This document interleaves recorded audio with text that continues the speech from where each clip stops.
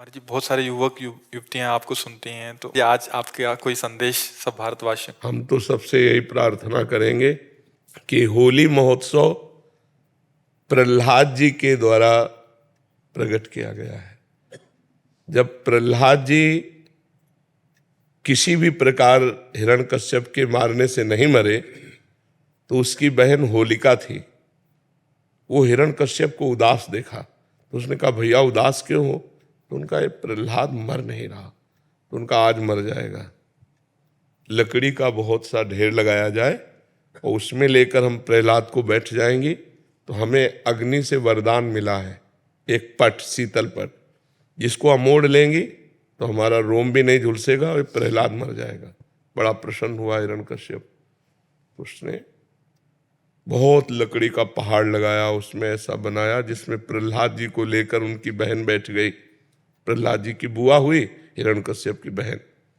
आग लगा दी गई तो भगवान की कृपा से ऐसी वायु चली कि शीतल पट प्रहलाद जी के ऊपर आ गया और वो जलकर राख हो गई। तो जितने प्रहलाद पक्ष के थे सुबह वहां जब गए तो देखा प्रहलाद जी बैठे हुए, बड़े आनंदित थे। ढोल मंजीरा कीर्तन से होली की पूजा की और आपस में गुलाल रंग लगाकर खेल रहे, नाम कीर्तन कर रहे, पद गा रहे कि प्रहलाद जी भगवान की भक्ति से बच गए। तो ये उत्सव मनाया जा रहा है। ये लोग जो शराब पीते हैं, गंदे हरकतें करते हैं, एक दूसरे के चेहरे पर कालिक पोतते हैं, नालियों में ये हिरण्यकश्यप पक्ष के हैं। अब वो भी तो उत्सव बनावे, कैसे बनावे? तो वो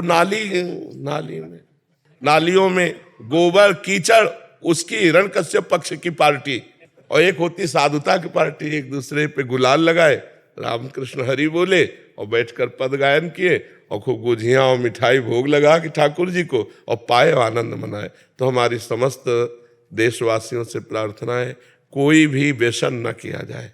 व्यसन उत्सव को खराब कर देता है, जैसे शराब है और भी हुक्का है, ड्रग्स है, कोई भी नशा मत करो। फ्रेश माइंड से भगवान का नाम जप करते हुए, पद गायन करते हुए होली का आनंद लो। नशे में होली का आनंद थोड़ी होता, नशे में तो मूढ़ता छा जाती है। मूढ़ता में आनंद कहाँ? तो कोई भी नशा इस होली उत्सव में ना किया जाए और हम आनंद पूर्वक भाईचारा बनाते हुए एक दूसरे का सम्मान करें, प्यार करें। जो हमसे दुश्मनी मानते हैं, होली के दिन हम उनके भी घर जाएं और उनके गुलाल लगावें और उनसे प्यार करें। हमारा एक भी दुश्मन विश्व में ना हो, यही सबसे बड़ी हमारी प्रार्थना है। हमारे आचरण पवित्र हो, हमारा व्यवहार पवित्र हो, हमारा चिंतन पवित्र हो, तो होली सार्थक है। नहीं, कितने लोग नशा करके झगड़ा कर लेते हैं, कितने लोग अपनी हानि कर लेते हैं। अच्छा, आँख कितनी सूक्ष्म वस्तु है, उसकी आंख में अगर देखने में कमी आ जाए या चोट लग जाए, गुलाल तो गुलाल कीचड़ फेंकते हैं, कपड़ा फाड़ देते हैं।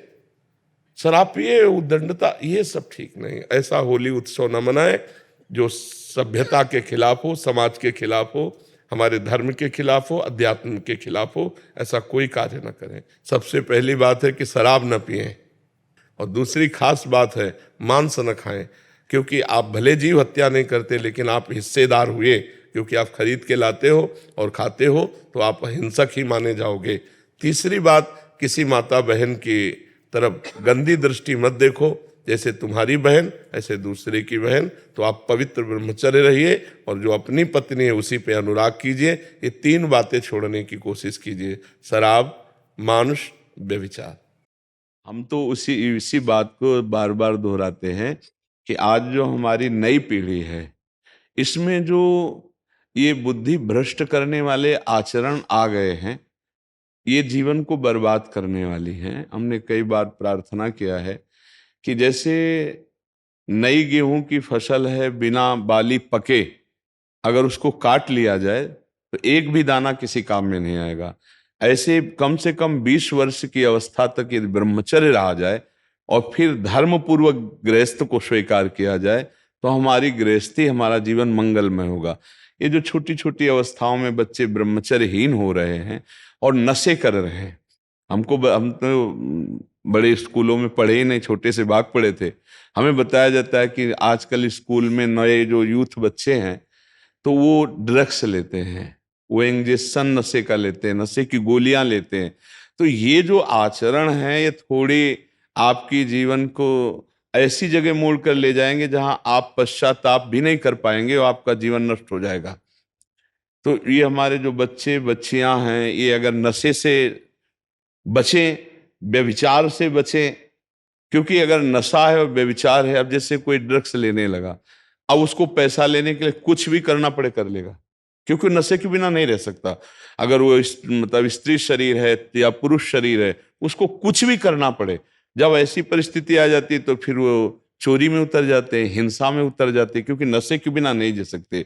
इसलिए सबसे प्रार्थना है नवयुवक भाइयों से कि भगवान के नाम में अपार सामर्थ्य है, राधा नाम में अपार सामर्थ्य है। यदि आप नाम जप करें और व्यसनों को छोड़ दें, व्यभिचार को छोड़ दें, गंदी बातों को छोड़ दें, फिर आप जहां हैं वहीं से आपकी उन्नति प्रारंभ हो जाएगी। यदि नाम का बल है और गंदे बातों को छोड़ दिया, गंदे आचरणों को, तो भगवान कृपा करते, फिर उन्नति हो जाए।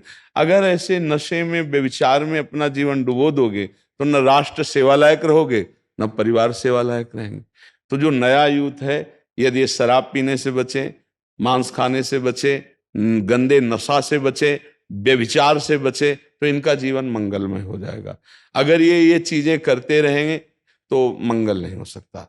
नाम जब सब कुछ छुड़वा देगा आपका। अगर किसी का कुछ परिवर्तन होता है तो राधा नाम का प्रताप है, उसी से परिवर्तन होता है। यदि आप राधा नाम जप करें और हिम्मत करें तो आप गंदे से गंदे नशा को छोड़ देंगे। और अगर नशा रहित जीवन है, व्यभिचार रहित जीवन है और नाम जप कर रहे हो, तो फिर जो पदवी चाहोगे प्राप्त हो जाएगा। जब भगवान मिल जाते हैं तो लौकिक संपत्ति के क्या बात।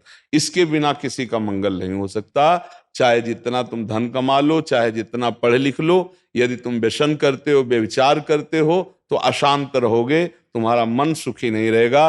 मन नहीं सुखी तो बाहर रुपया पैसा किस काम का। अगर हमारा मन प्रसन्न है तो हम नमक रोटी खा के भी आनंदित रह सकते हैं। और मन ही अशांत है, पाप करने वाले का मन कभी प्रसन्न नहीं हो सकता। पाप करने वाले का मन भय, चिंता, शोक से युक्त रहता है। इसलिए हर जीव चाहता है कि हमारा शरीर सुरक्षित रहे।